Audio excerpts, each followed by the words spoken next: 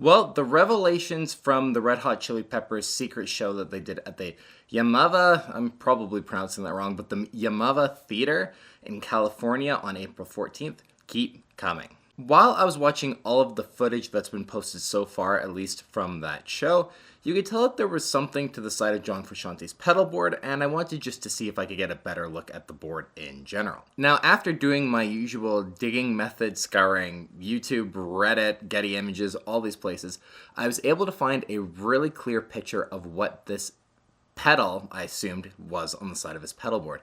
And it is the FM4.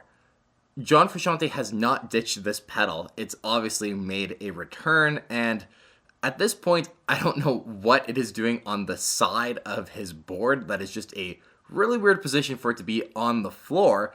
But nevertheless, the FM4 is still in his gear arsenal, and it's something that he obviously is bringing out to prepare for the Unlimited Love tour.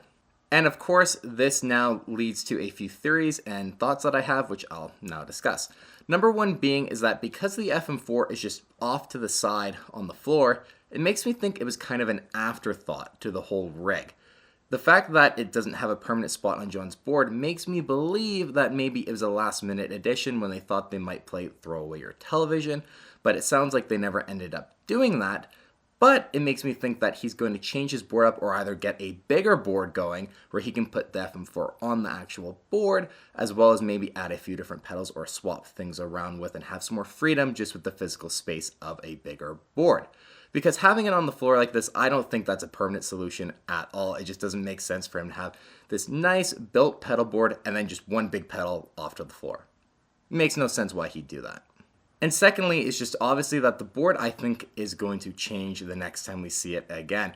If there's been a bit of an afterthought with the FM4, he's probably realizing, okay, with the set list and songs we are probably going to perform, I really need to dial in and figure out what pedals I need in order to make that happen, which leads me to believe that we're going to see a bit more of a change before the tour. That's a pretty safe guess, but this is just another indication that he's not done messing around and figuring his rig out. Now, another possibility is that the FM4 could be used for something else on Unlimited Love.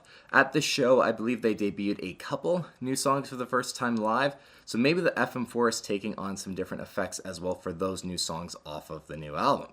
That is also a possibility. Lastly here, John is still clearly sticking with pedals that he's used in previous eras and staying true to a lot of those sounds that we're used to with using the precise effects.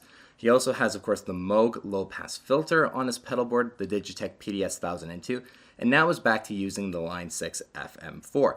So maybe we'll see some more of those Moog pedals come out as well if he wants to stick true to the sounds off of Stadium Arcadium. Maybe even a 12-stage phaser might come in instead of the Phase 90, which can't totally replicate the Throw Away Your Television phase effect, but I don't know. We'll have to see as the tour gets closer and different board pictures come out.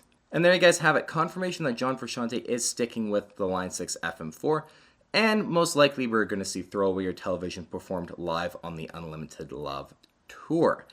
I know the Line 6 FM4 not being on the board was a big deal to a lot of you guys and was heavily discussed as one of the main shocks of his pedal board, but there you have it. So it's sweet to see it back and might indicate some old favorites as well might be returning. I'll be sure to keep you guys updated with any future pedal board picks, any John Frusciante gear related news that comes out. You guys know where to go. It'll be on my channel. I'll do my best to get that content out to you guys as quickly as possible, and I think I've done a pretty good job with that, so far at least. Hopefully I can stick with that. And you guys, thanks so much as always for your support. We will see you on the next one.